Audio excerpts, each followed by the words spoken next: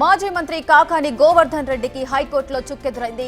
Arrest నుంచి ఉపశమనం కోసం మధ్యంతర ఉత్తర్వులు జారీ చేయలేమని కోర్టు తీర్పునిచ్చింది.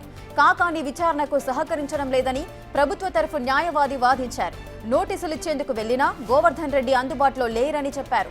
కాకాని గోవర్ధన్ రెడ్డి దాఖలు చేసిన క్వాష్, ముందస్తు బెయిల్ పిటిషన్లపై తదుపరి విచారణ ఎల్లుండికి వాయిదా వేసింది హైకోర్టు.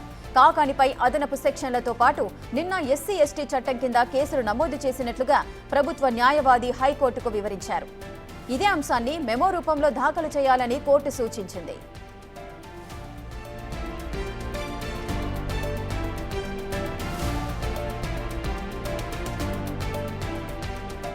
మరింత సమాచారం మా ప్రతినిధి సురేంద్ర లైవ్ లో అందిస్తారు. సురేంద్ర, మాజీ మంత్రి కాకాని గోవర్ధన్ రెడ్డి విచారణకు సహకరించట్లేదు అంటూ కూడా న్యాయవాదులు చెబుతున్న సందర్భాలు నెలకొన్నాయి. ఈ కేసులో ఏం జరగబోతోంది, దీనికి సంబంధించిన పూర్తి వివరాలేంటి? రేఖ, రుస్తుం మైన్స్ లో అక్రమ మైనింగ్ తరలింపు కేసులో A4 గా మాజీ మంత్రి కాకాని గోవర్ధన్ రెడ్డిని పెట్టినటువంటి విషయం మనందరికీ తెలిసింది. అయితే దీంట్లో ఈ యొక్క విచారణకు కూడా హాజరు కావాలని చెప్పి మొదటగా నోటీసులు కూడా జారీ చేయడం జరిగింది. అందుబాటులో కాకాని గోవర్ధన్ లేనటువంటి పరిస్థితుల్లో వారి ఇంటికి నోటీసులు అంటించారు. దాని తర్వాత కూడా స్పందించకపోవడం, అదేవిధంగా విచారణకు హాజరు కాలేదు. మళ్ళీ రెండోసారి హైదరాబాద్ లో కాకాని గోవర్ధన్ రెడ్డి ఉన్నారన్నటువంటి విషయం తెలుసుకున్నటువంటి పోలీసులు అక్కడ నోటీసులు కూడా జారీ చేయడం జరిగింది. అయితే ముందస్తు బెయిల్ కోసం, అదేవిధంగా క్యాష్ పిటిషన్, అంటే ఈ యొక్క అక్రమ మైనింగ్ తరలింపుకి సంబంధించి నాకు ఎలాంటి సంబంధం లేదని చెప్పి, అదేవిధంగా మధ్యంతర బెయిల్ కూడా కావాలని చెప్పి కూడా ఇటు ముందస్తు బెయిల్కి కాకాని గోవర్ధన్ రెడ్డి విచారణ పిటిషన్ వేయడం జరిగింది. అయితే దానికి సంబంధించి ఈ రోజు మంగళవారం కూడా ఈ యొక్క క్యాష్ పిటిషన్, అంటే ఈ యొక్క అక్రమ మైనింగ్ కి ఎలాంటి సంబంధం లేదని, దాంతో పాటుగా ముందస్తు బెయిల్ ఇవ్వాలని చెప్పి కూడా ఆయన ఈ యొక్క ముందు పిటిషన్ వేయడం జరిగింది. అది విచారణ కూడా పూర్తయింది. ఈ విచారణలో ఇటు ప్రభుత్వ న్యాయవాది కూడా ఇటు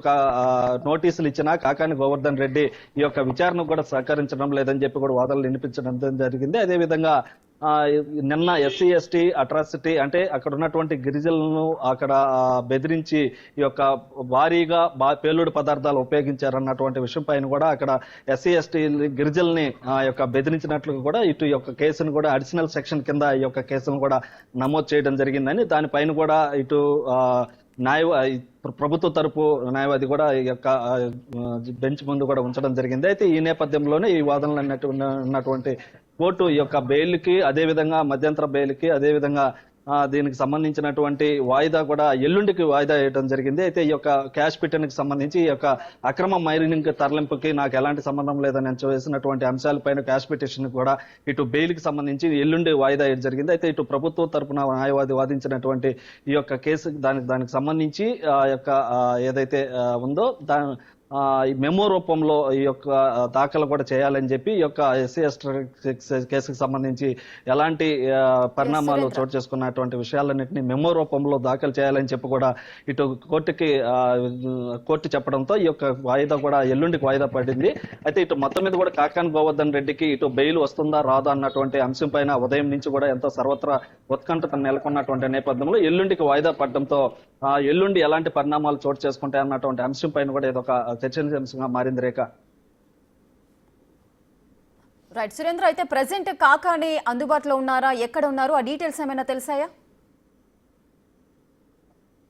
అయితే మాజీ మంత్రి కాకాని గోవర్ధన్ రెడ్డి నేరుగా వారి అనుచరుల ద్వారా ఆయన హైదరాబాద్ లో ఉన్నట్లుగా, హైదరాబాద్ లో రేపు సాయంత్రం వారికి సంబంధించినటువంటి వాళ్ళ ఇంట్లో రిలేటివ్స్ అయినటువంటి కార్యక్రమం ఉన్నటువంటి నేపథ్యంలో ఈ యొక్క సొంత కార్యక్రమం పూర్తయిన తర్వాత నేరుగా నెల్లూరుకి గురువారం రోజు నుంచి అందుబాటులో ఉంటానని కూడా కాకాని గోవర్ధన్ రెడ్డి వారి అనుచరులకు చెప్పడం, వారి అనుచరుల నుంచి కూడా మనకు సమాచారం తెలుస్తుంది. అయితే కాకాని గోవర్ధన్ రెడ్డి గురువారం నుంచి అందుబాటులో ఉంటారని, ఎలాంటి విచారణకైనా నేను సిద్ధమని చెప్పి కూడా ఆయన చెప్పినట్లు కూడా తెలుస్తుంది. అయితే ఇటు వైసీపీ నేతలు కూడా ఇంతకుముందు ఎమ్మెల్సీ చంద్రశేఖర్ రెడ్డి కూడా మాట్లాడుతూ ఇదంతా కూడా కూటమి ప్రభుత్వం చేస్తున్నటువంటి ఆరోపణలకు సంబంధించి కక్షపూర్వకంగానే ఈ యొక్క కేసులను బనాయిస్తున్నారని, ఇలాంటి కేసులకు భయపడేది లేదని, 4 రోజుల పాటు నెల్లూరులో ఉంటే నోటీసులు ఇవ్వకుండా ఆయన హైదరాబాద్కి వెళ్ళిన తర్వాత ఉగాది పండుగకి సంబంధించి హైదరాబాద్ వెళ్ళిన తర్వాత ఈ యొక్క నోటీసులు ఇవ్వడం కూడా సబబు కాదని చెప్పి కూడా ఎమ్మెల్సీ చంద్రశేఖర్ రెడ్డి కూడా మాట్లాడడం జరిగింది. ఇటు వైసీపీ నేతలు కార్యకర్తలు కూడా ఇటు కాకాని గోవర్ధన్ రెడ్డి అందుబాటులో ఉన్నప్పుడు ఇవ్వకుండా ఈ యొక్క సొంత కార్యక్రమాల పైన బయటకు వెళ్ళినప్పుడు ఇలాంటి నోటీసులు ఇవ్వటం ఏమిటని కూడా వారు ప్రశ్నిస్తున్నటువంటి పరిస్థితి ఉంది. ఇటు మొత్తం మీద కూడా కాకాని గోవర్ధన్ రెడ్డికి సంబంధించి ఈ కేసు A4 గా ఉన్నటువంటి కేసు విషయం అయితే ఇదంతా జిల్లా వ్యాప్తంగానే కాకుండా రాష్ట్ర వ్యాప్తంగా ఒక ఉత్కంఠ అయితే నెలకొంటుంది. ఎందుకనంటే ఇటు మాజీ మంత్రిగా ఉన్నటువంటి కాకాని గోవర్ధన్ రెడ్డి నెల్లూరు జిల్లాలో ఉన్నటువంటి ఇటు కూటమి ప్రభుత్వానికి సంబంధించి కావచ్చు, అదేవిధంగా రాష్ట్ర ప్రభుత్వం అవలంబిస్తున్నటువంటి పనుల విషయాలన్నింటిలో కూడా ఆయన మాట్లాడటం గల్లం ఇప్పటం ఉన్నటువంటి పరిస్థితుల్లో సురేంద్ర, ఇప్పుడున్న కేసులతో పాటు అదనంగా కూడా ఎస్సీ ఎస్టీ చట్టం కింద కూడా కేసులు నమోదు చేశారంటూ కూడా ప్రభుత్వ తరఫు న్యాయవాది అంటున్నారు. మరి ఈ నేపథ్యంలో ఎల్లుండి విచారణ అయితే జరగబోతోంది. కోర్టులో బెయిల్ వచ్చే అవకాశాలు ఉన్నాయా?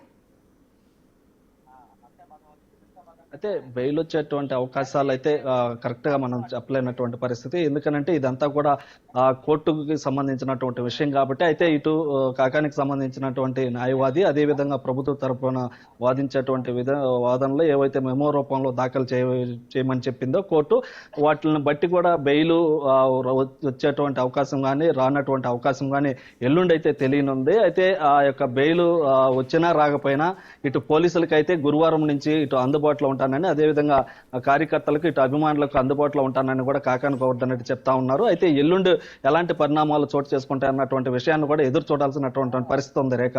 Right. Thank you Surendra. Thanks for the live details.